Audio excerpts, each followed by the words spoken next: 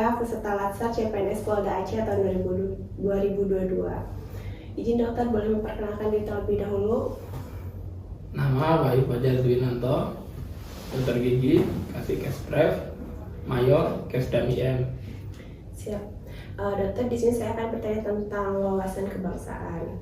Menurut dokter, apa itu wawasan kebangsaan, Dok? Wawasan kebangsaan yang kami tahu semenjak penataran P4 zaman SMP tahun 88 itu adalah sikap dan cara pandang bangsa Indonesia tentang diri dan lingkungannya yang didasarkan atas ciri-ciri yang digali dari bangsa Indonesia sendiri yang didasarkan pada Pancasila dan Undang-Undang Dasar 45. Siap. Kalau bela negara sendiri apa itu, Dok, menurut Dok? Bela negara itu konsep dari pemerintah yang dituangkan dalam undang-undang untuk setiap warga negara Indonesia. Jadi nggak mesti harus tentara atau polisi, pokoknya orang yang berkewarganegaraan di Indonesia ditanamkan suatu pemikiran untuk menjaga persatuan dan kesatuannya. Dokter kan seorang tentara, apa wujud bela negara dokter yang bisa diaplikasikan? Bela negara yang paling mudah untuk warga negara kita adalah mematuhi setiap peraturan dan kebijakan pemerintah. Yang paling simpel, paling sederhana adalah contoh mereka berkendara naik sepeda motor, peraturan pemerintah yang paling simpel apa? Lampu merah itu. Siap. Itu saja paling mudah. Siap, dokter. Ini dokter, sekarang kan banyak juga berita tentang teroris, tentang radikalisme. Menurut dokter itu bagaimana? Tinggal parameternya dipakai apa gitu ya. Karena banyak orang yang berselimutkan agama dengan ciri-ciri agama, namun terkena paham khawarij, yaitu memudahkan mengkritik, membijak pemerintah, mengkritik pemerintah kebijakan-kebijakannya. Bahkan ada yang sampai menyatakan pemerintah itu nggak benar. Seperti itu tidak ada celah bagi kita setiap warga negara untuk memberikan kritikan, apalagi pemberontakan secara fisik. Kemudian itu tadi orang yang mencoba dalam berbaju agama. Ada lagi orang mengkritisi dari sisi ideologinya yang agak ke kiri-kirian, itu lebih kepada sosialis komunis. Nah, itu ya juga musuh paling keras dari militer dan kepolisian. Siap. Untuk bela negara, kira-kira Bapak tahu apa itu bela negara? Bela negara.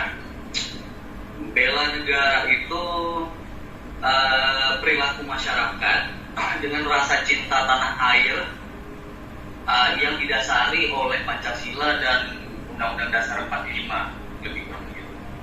Ya.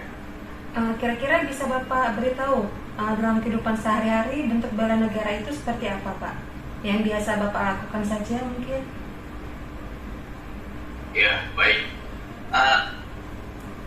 Dalam kehidupan sehari-hari, bentuk bela negara itu seperti kita sholat menurut keyakinan masing-masing, jaga kebersihan lingkungan maupun diri kita sendiri, keluarga, terus memakai produk dalam negeri, pakai produk dalam negeri juga, ya produk lokal juga termasuk begitu. Oke, baik. Mohon izin Bapak, saya ingin mengajukan beberapa pertanyaan. Apakah Bapak paham apakah wawasan kebangsaan itu? Sebelumnya kami memperkenalkan diri terlebih dahulu. Nama Anggi Prasetyo, pangkat Inspektur Polisi 1, jabatan selaku Kasatlantas Polres Pariaman Kota. Terkait dengan wawasan kebangsaan dapat diartikan sebagai konsepsi cara pandang yang dilandasi akan kesadaran diri sebagai warga dari suatu negara akan diri dan lingkungan di dalam kehidupan berbangsa dan bernegara. Kemudian contoh dari bela negara yakni cinta tanah air. Kita harus mencintai produk lokal dalam negeri, dalam artian yakni produk lokal Indonesia. Kemudian yang kedua yakni kesadaran berbangsa dan bernegara, yang mana negara Indonesia maupun di seluruh dunia kita telah menghadapi adanya virus COVID-19, sehingga kita harus mendukung program negara melalui memakai masker, kemudian mencuci tangan, kemudian mengikuti kegiatan vaksinasi pertama, kedua, dan ketiga atau booster. Kemudian contoh bela negara yang ketiga yakni setia pada Pancasila sebagai ideologi negara. Kemudian yang terakhir yakni rela berkorban untuk bangsa dan negara. Kan saat ini sedang maraknya isu-isu radikalisme dan terorisme. Bagaimana pendapat Bapak tentang hal ini? Sangat disarankan sebenarnya, apalagi di media zaman sekarang ini, zaman yang media informasinya cukup tinggi, harusnya informasi-informasi mengenai kebenaran itu lebih ditingkatkan, sehingga orang yang terjerumus ke arah radikalisme, terorisme dan sebagainya harusnya semakin berkurang dengan positifnya media yang ada saat ini harusnya. Saya rasa seperti itu. Terima kasih. Ya. Jadi menurut Bapak apa nih cara untuk mencegah agar kita tidak terpapar paham ini? Kalau di Aceh gampang sekali sebenarnya, karena kita orang Aceh budayanya sangat dekat dengan Islam. Islam kan sangat jauh dari terorisme sebenarnya. Tinggal bagaimana kita memahami Islam. Pergilah ngaji kan gitu, malam-malam kita pergi ke daya, kita ngaji, sehingga informasi mengenai kebenaran itu sampai ke kita, sampai ke masyarakat kan begitu. Kalau sekarang saya rasa banyak misinformasi, makanya orang jadi salah langkah, salah pergaulan, sehingga menjurus ke radikalisme maupun terorisme. Saya rasa seperti itu. Baik, Bapak, terima kasih atas waktunya Bapak. Iya, sama-sama. Assalamualaikum. Waalaikumsalam.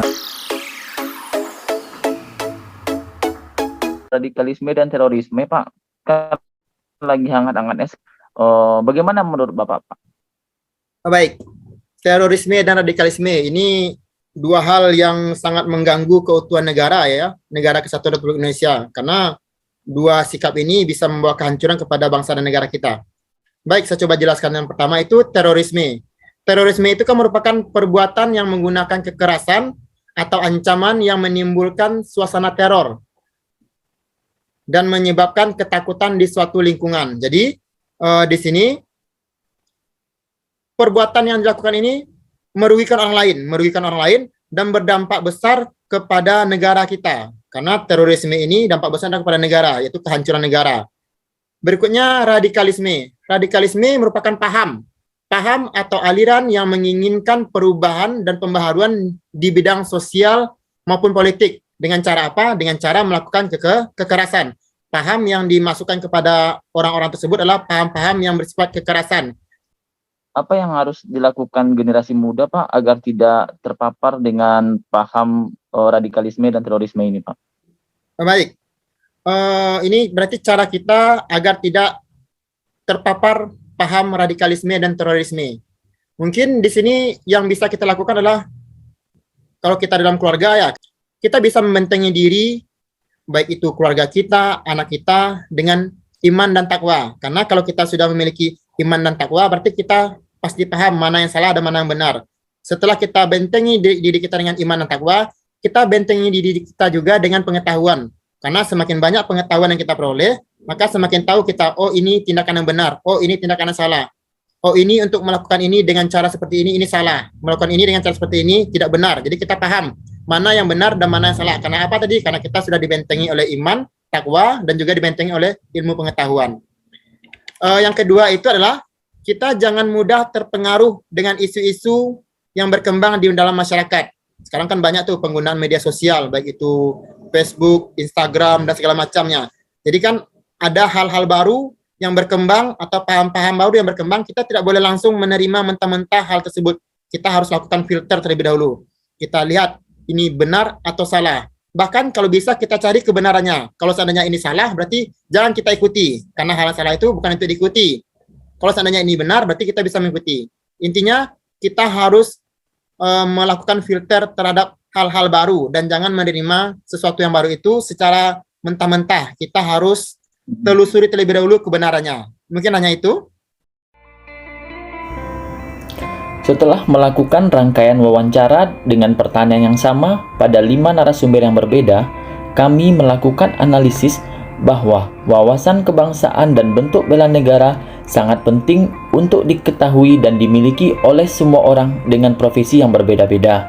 Para narasumber juga berperan aktif berpartisipasi pada aksi bela negara sesuai dengan profesi masing-masing. Kelima narasumber sangat setuju untuk melakukan pembentengan diri dengan iman dan pengetahuan, serta melakukan penapisan terhadap isu-isu yang berkembang guna menghindari dari paparan tindak teroris dan radikalisme. Kesimpulan, kami menyimpulkan bahwa kelima narasumber yang diwawancarai telah memiliki rasa bela negara, cinta tanah air, dan berwawasan kebangsaan yang baik.